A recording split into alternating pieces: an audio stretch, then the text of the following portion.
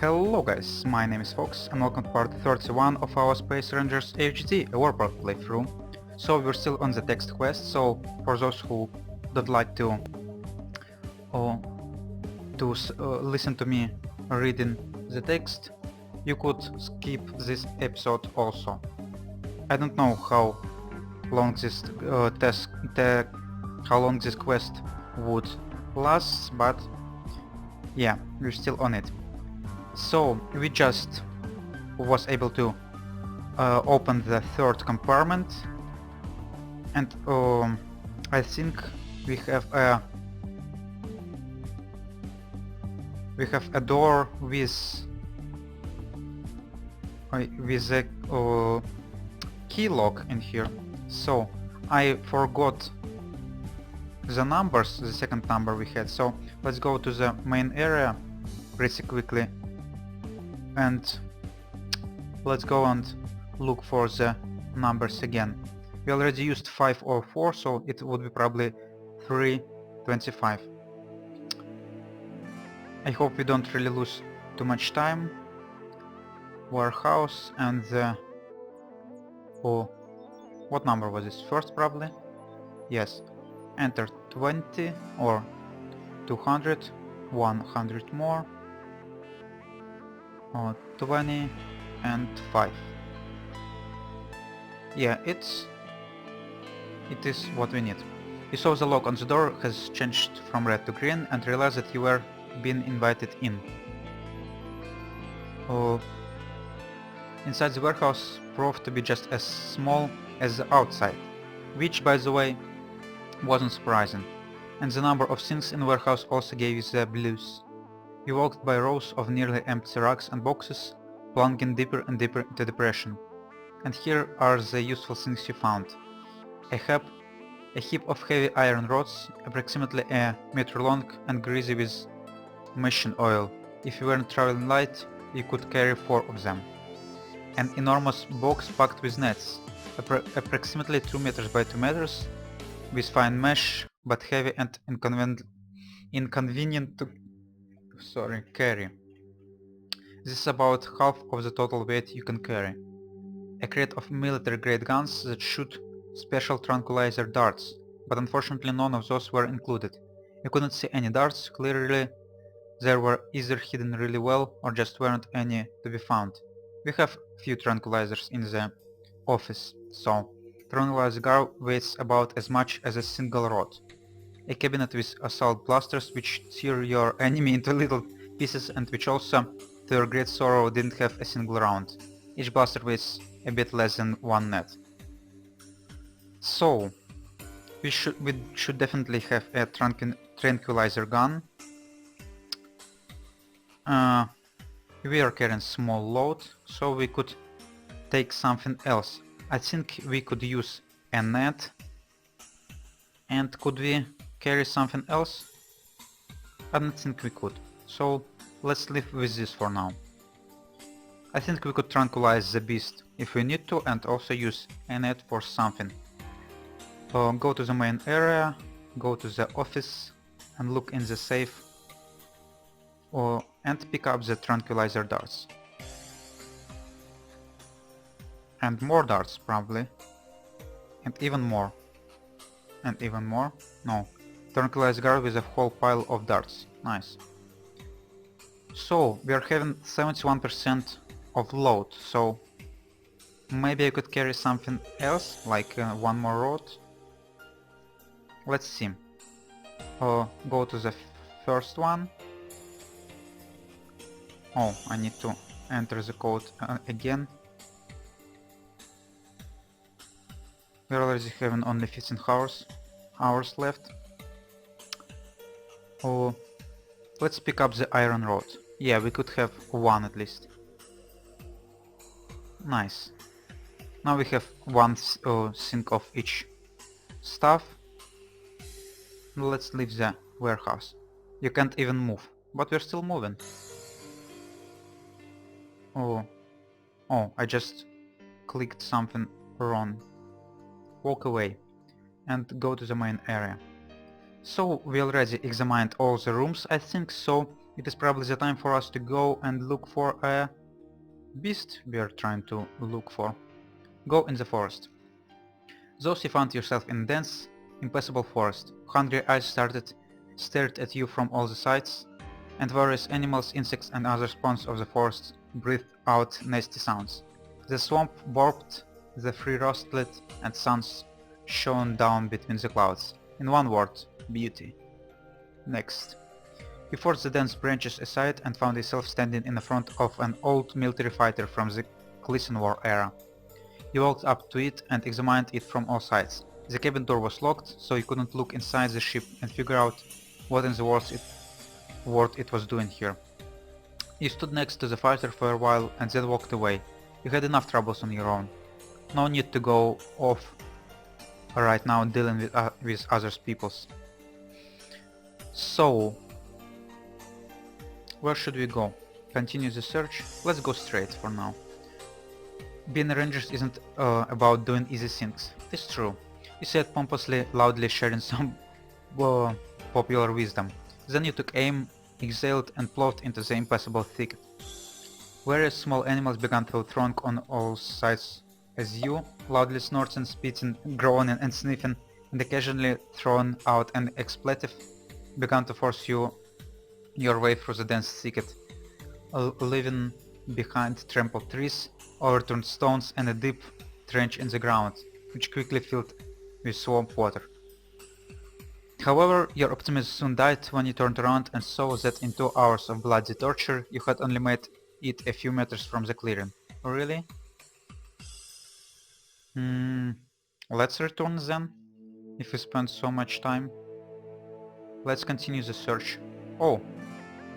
You were walking down the path when suddenly some inner feeling ordered you to stop, which you did. You cautiously looked out and at the clearing from behind a tree and saw it. I should read it, definitely. A Cibolosoftus was dozing peacefully on the stump of a dead tree, unaware of your presence. Now you had to decide what to do with it. Oh, let's try to cautiously clip closer. You hunkered down, held your breath, and stealthily tipped towards the utterly unexpected little beast. A Cibolosoftus I can't read it again. Dozing peacefully on a little stump right in front of you. All you have to do is grab it to be healed. Oh, let's try to shoot it with tranquilizer. You aimed carefully at the little animal and fired. To your horror you missed, but the Cibolosoftus had been roused from slumber by the loud shot, hopped to its feet, shuddered angrily, and took off running. You tried to catch up, but failed. Shit. Let's continue the search. You decided to have a snack and began chicken prices at the closest bush, which had huge yellow berries grown on it. You reached your hand forward to pick up one of the berries, but apparently the plant also wanted to eat. It whipped out a vine and seized your hand. While flying around in the air you had a hard time orienting yourself, but by the time you realized what you were headed for, the plant's hollow was already gaping ravenously and dripping with saliva. It's good that you always carried your pink knife with you. You had no trouble cutting through the vine. This planet seems pretty dangerous. Let's continue to search again. You walked down some path among short cliffs, and your eyes suddenly fell on the small cluster of grass that was exactly like what the gull needs. Go further. The vision didn't let you down, and you joyfully plucked up the plant. The gull will be so happy, my precious. Looks like some kind of reference, you remarked as you touched the grass into your pocket. So, I have the same grass. So let's probably try to go and look for the gull. Return to the base. Oh. Yeah, looks like we could not find it. We could not find him so easy. Okay, let's go to the forest again. Continue the search. Continue the search again. Oh, you walked down the path along a cliff resembling a wall and suddenly saw old iron gates in front of you that were so big you could fly your ship through at full speed. You approached and touched the surface of the gates, which had been warmed by the sun. What secrets does this planet keep behind such gates? You wondered, examining the machinery for the gigantic doors. You immediately recalled the old, happy tale of the secret of the uninhabited planet, and grinned. Oh, should I examine it? We have 6 hours left. Let's try it. You walked around the gate, shuttered mechanism for a while, and knew that if you didn't open it, at the very least you would be letting a great big secret pass you by. This ancient gate must have been here even during the Clisson War. Your ranger's spirit could not endure the thought, and you began studying the lock. Of course, the only thing you could observe was lubrication instruction on the edge of the lock. First, blow out all of the openings to avoid an oily blockage in the pump, which would prevent it from opening and closing. Should be underlined. Then count all of the openings again, which out to number 10. If the numbers of openings falling short, it shall be counted again. When the number of openings becomes equal to 10, the lubrication procedure shall commence. The lubrication procedure shall be as follows. First, fetch a grease box. Second, the grease box shall be inserted into the slot located on the upper part of the closing device. Oh, it's complicated thing. Third, the cover with the openings shall be closed so as to prevent the lubrication from pouring out of the lock. Then shall there be a 10-fold injection of the grease into the lock through each of the openings. To top it off, the slot shall be closed and the operability of the lock shall be checked. Procedure after Ilniu aka Yellow Bellied Stripped 1. You read the literal creation and became thoughtful. Apparently opening the lock isn't so simple. Just then a stream of inspiration hit you sharply like a bolt of diarrhea. It dawned on you that you could fill the lock with sulfuric acid instead of grease. Then it would corrode the cogs and the lock would open. You only needed 10 vials of sulfuric acid. Yeah, we only have 1, so no. Continue the search. You walked quietly through the forest. Oh, one more thing. Through the forest, then suddenly the silence was shattered by a resounding boom. The sky exploded and the treetops rocked. Birds squawked in a panic. The wind began blowing and a fighter fell from the sky and plopped down right in front of you. Venting fumes, it lifted itself up onto support until it became more or less level. The pilot's hatch opened and a roll of red carpet tumbled out and instantly swelled up from a marsh water. What's more, the local termites pounced on it with a vengeance, and after a few seconds there was nothing left of it. An emaciated Pelenk with a full-length black cloak followed the carpet out of the ship. Looks fancy. He wore blasters on his belt and an evil grin on his face. Of course, when he saw you, his grin turned into a sore smirk. I don't believe it. Everywhere you go, Rangers. Maybe I, the Great One Om, want to have a good rest, build a couple of bases, capture a dozen planets, but no, he announced to the universe, avoiding looking at you. And my friend Artemir told me that this planet was entirely uninhabited. But I'm still not sure that he's evil or a genius. Let me see. He put on his monocle and affixed a penetrating eye on you. Then, just to be sure, he circled you with his finger and remained seemingly pleased. Perhaps you're a native? Yeah. In my current status I look probably very dirty and native-y kind of. He asked, Native, you understand me? Where are you born? Were you born here? Bananas, coconuts, fresh air, a primitive communal structure, Karl Marx, rain, tribes, cacti, stone weapons. His imagination clearly ran dry at this point, and he again fixed his monocle on you. I'm a ranger, you said in an offended voice, spitting on parts of the path and puffing out your jaw. Damn, I knew it. Venom ground his teeth and disappeared into the bowels of his ship. Parts of the path began to crawl in after him, along with some termites. The hatch closed and the ship rose into the air and disappeared from sight. You put your jaw back into the place, which had become dislocated due to excessive force, and carried on your way. Really? Nothing else really happened? Could you just helped me with something? Okay. We should probably continue our search. No, I don't want to look for this mechanism. We should find this stupid bug. Yeah. Here you are. So, let's try to creep closer again and use a net probably. If we couldn't shoot it with tranquilizer last time, let's try to use the net. The Cibolosoftus squeaked, shrieked, kicked up its hind legs, stamped its hoofs, fidgeted, scampered about and tried to bolt, but the net pressed it cruelly to the ground. Yay! You began to gloat, but the brute suddenly pulled it together and began chewing through the net. Whoa, it looked dangerous. This was part of your plan, so you hugged the Subletus over the head with a heavy rock that was lying nearby. Really? Yeah. It was planned. I swear. After this physical effort, the Subletus went limp and let you celebrate in peace. So, we have Subletus. So, the deed was done and the Subletus was in your hands. Hopefully it's the male one. You just need to bring him back to the camp, which you did. Once back on the base, you moved straight to the laboratory. The Galen biologist was nowhere to be found. This disturbed you slightly. Yeah, I didn't think I could have an operation by myself.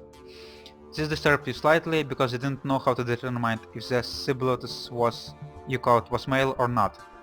And you didn't even want to think about who would be performing the operation.